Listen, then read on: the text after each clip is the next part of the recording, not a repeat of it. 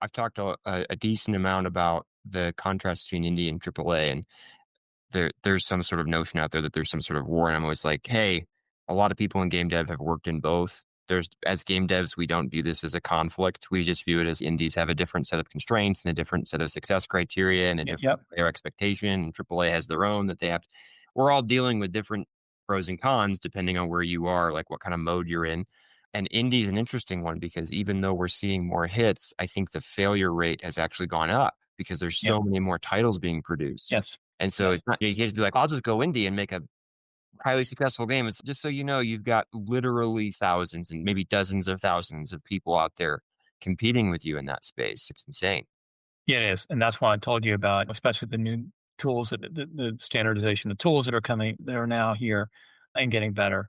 You're right, and the idea of being able to build a hit, making games is hard. To be honest with you, whether it's AAA or AA, doesn't matter. Making a really fun, engaging game is hard, and it takes a little bit of timing, a little bit of luck, and the right team to pull it off. And again, that high performing team that I talk about, they're rare and they're agile and they can move on a dime, right? I think that moving on the dime is where I see some of the advantages of the indie studios versus the larger Yeah. studios, right? The big publishers, they can't move on a dime, and they're willing to a little bit take more risk because they don't know better, right? Some of the indies just don't know better. It's how we were when we built our games. I've always built ambitious games, but I didn't know better when we started out. We built some things on UO that were going, "You're crazy." When I look at what we built, it was amazing. Same thing with Star Wars. It was amazing technology and risk that we didn't know better. We didn't. No one told us you couldn't do that, and we just did it. And I think that's where innovation comes from. And again, I look forward when I see an indie break. I'm very excited about it, right? Because Yeah. it's a very rare moment in time, and it shows that there's still huge potential out there, no matter where they are. And again, I think you hit it right about AAA versus AA. Yeah, there are different expectations between the two. Be honest with you, anybody's been in game development has been there between the two anyway. And it really, I asked someone to help define me what AAA versus, and there's so many different definitions out there between what a AAA and what a AA is. And I said, okay, whatever. The key is building player experiences is really what it's about. Yes. Yeah. And if you build something really fun and compelling, like Helldivers 2, you're going to do really well. And again, you do have publishers who look for things like that and they get lucky, right? Get lucky and have someone and have that hit and be able to work with a studio to make that happen. I think that in the past, the publisher developer relationships have always been what I call broken in a lot of ways. This whole idea of having a budget when you're in pre production to the finish is crazy. It's just stupid. You don't know. But you can certainly give a range and give a framework that we'll have to operate on so we can do the proper triage. But you really don't know what you're building until you hit vertical slice, in my opinion. And that's when you can start making those kind of decisions. But so many developers and publishers want that information way earlier than that. And that's crazy. You won't have that.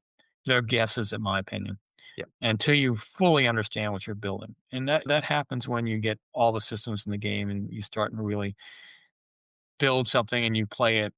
And that all happens very quickly. And when I say quickly, I mean once you establish your vertical slice, you can start seeing the stuff come together and you can start visualizing what your finish line looks like. But I had too many problems when I was like, here's what we think it is. And I always had to put buffers and caveats, but they don't like listening to those.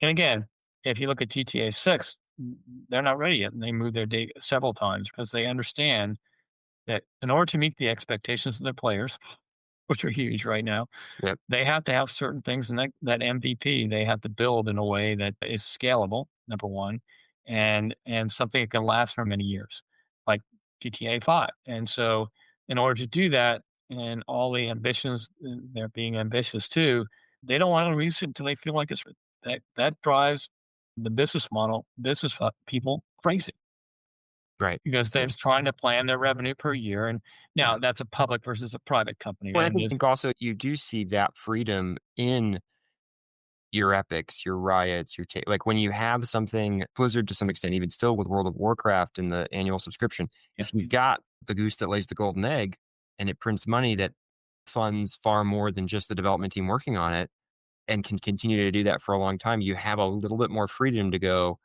take the time you need. And And I think so many of those publishers, I think Ubisoft is really struggling with this right now because they really don't have the goose that lays the golden egg.